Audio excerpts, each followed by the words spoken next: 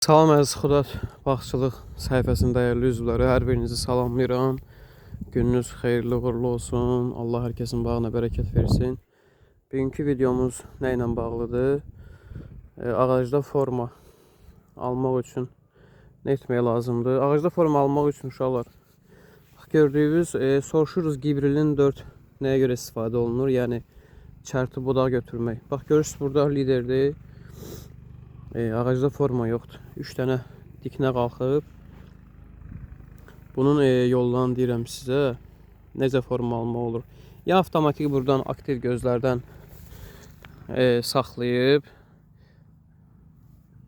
kəsim eləyib, buradakı gözlərdən partlatıp yana budaq götürmək və Gibrilin 4-dən də istifadə eləyib.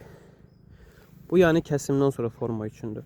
Kəsimdən sonra aldığımız forma belə olur.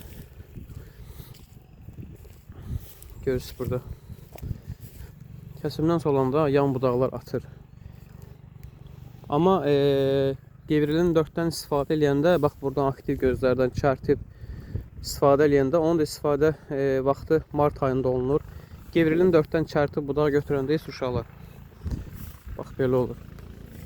Yan hissələri bax budaqla doldura biz, yəni kəsmədən də bu vəziyyətdə eləmək olur. Gibrilin 4 ona görə istifadə olunur. Uşaqlar görürsünüz bax, çərtilib budaq götürülüb. Yəni sıfırlayıb da budaq götürə bilərsiniz. Yana Gibrilin 4-dən də istifadə edib budaq götürə bilərsiniz. Görürsünüz burada artıq bizim meyvə budaqlarımız formalaşıb, ağac görürsünüz tam zoğlarını atıb.